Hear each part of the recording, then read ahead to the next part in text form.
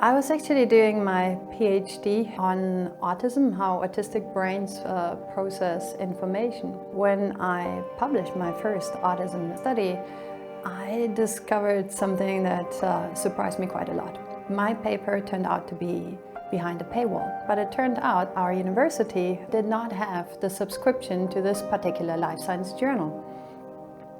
And that was very surprising because it was like, hey, I'm at one of these great universities. How come we can't access a very basic life science journal? And on the other hand, it also frustrated me. It gave me this impression, if I can't access my very own paper, what about other researchers? How can we learn from research if we can't even access it?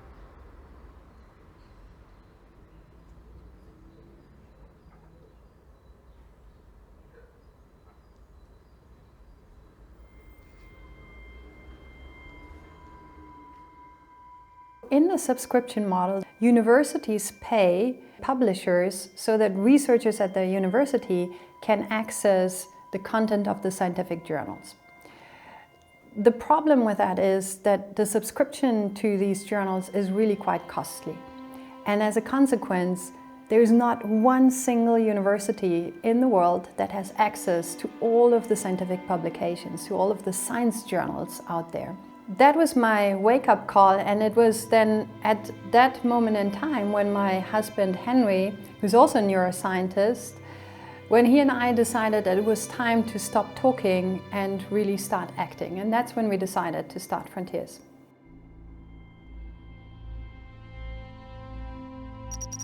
Well, you know, when we started Frontiers, there were three problems.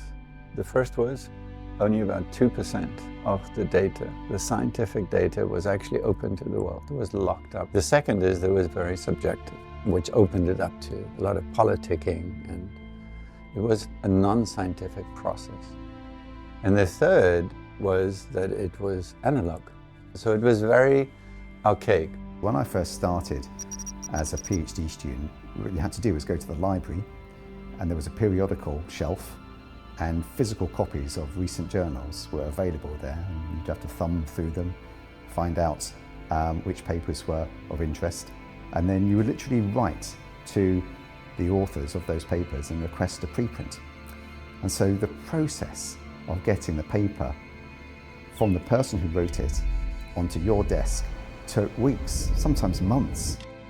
Today it's completely different. We have amazing amount of information available to us at our fingertips with the click of a button. But that only works if the information is freely available to us.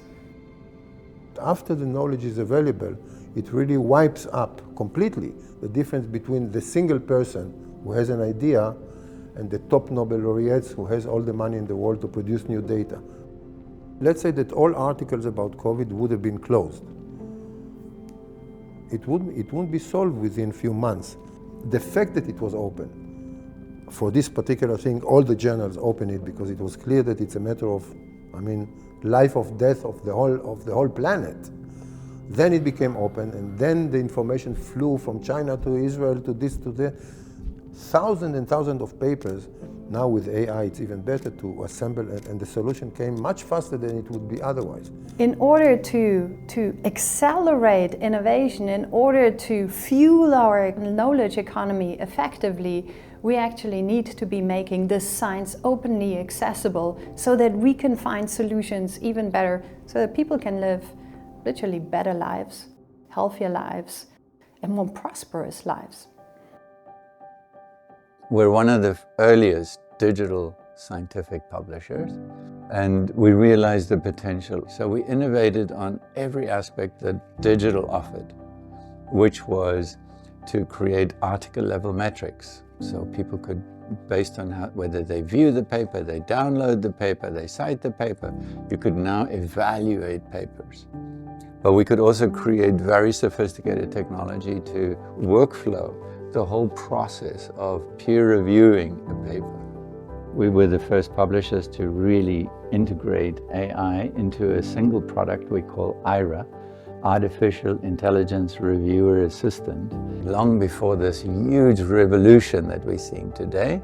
So scientific publishing is really about validating a scientific work before it goes into the foundation of knowledge. With the advent of AI, it was possible to do so much more in terms of background checking a paper.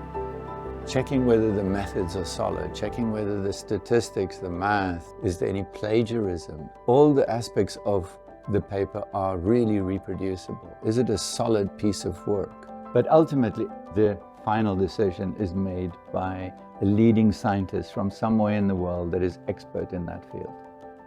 More importantly, our data management platform enables scientists to share their data so that it can be combined and used in new studies, which they then get credit for.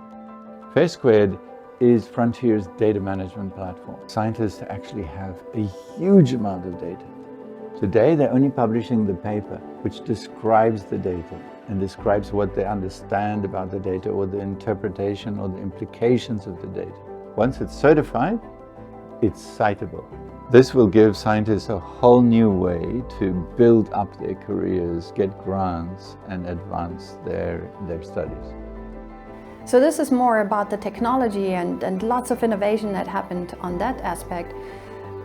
But I believe that we have a much bigger responsibility in Frontiers towards society, to open a dialogue with the public, to make everybody understand the magic and the importance of science and of scientific concepts. Whether we are a neuroscientist like I am or an endocrinologist, to actually create this urgency in society. We are facing a big planetary health crisis. That's why we launched the Frontiers Planet Prize 3 years ago, to shine really a spotlight on breakthrough solutions for planetary health.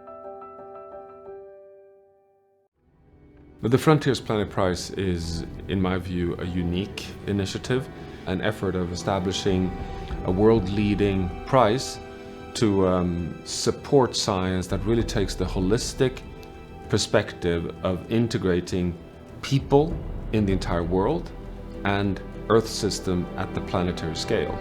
And that is unique. There's nothing like that in the world. But the second unique feature of the Frontiers Planet Prize is that it's about science. It's about celebrating science. It's about investing in science. It's the world's largest prize, 3 times 1 million Swiss francs. Not only prestigious, but it's also an encouragement. It's an enormous support for the frontier of our ability to navigate the future in a state where the planet must now be taken care of in its entirety. There's a two-way exchange of information between the scientists advising the policymakers on the research that has to be done, and the policymakers understanding that and advising us how to do it. And I'm sure the same is true in every other area of science, in particular in climate science. Within the next 25 years, we must transition from carbon-fueled economies into net zero clean economies. While we're providing food for 8 to 10 billion people, while we're providing energy systems for this amount of people, lifting everybody into prosperity and the type of living standards that we enjoy here in Europe or in North America. So that in itself is a huge endeavor. The main aim is to publish. But there are other things in Frontiers that is something else. It has a vision to repair the world. People's lives depend on science. Forget the scientists, this is about ordinary people. Open access publishing is critical in science, but it's also fundamental to the future of our planet. Open access is an accelerator of collaboration, innovation, and scientific discovery. We have a very recent example of the power of open science, the COVID crisis. But what has been achieved for COVID has not yet been achieved for many other sectors. If you take other respiratory diseases, cancer, cardiovascular, this is killing tens of millions of people every single year. COVID has shown us that it can be done. We can achieve miracles within a very short time period. 1 year, vaccines and treatments delivered because we had free and unrestricted access to all of the scientific output. It actually is very cost effective. We don't need to do any further investments. We're anyways funding all of this science with our taxes. All that policymakers need to do actually is to say, okay, this research needs to be then made openly accessible. And with that, we will accelerate all of the solutions that we actually need to live healthy lives within the boundaries of a healthy planet.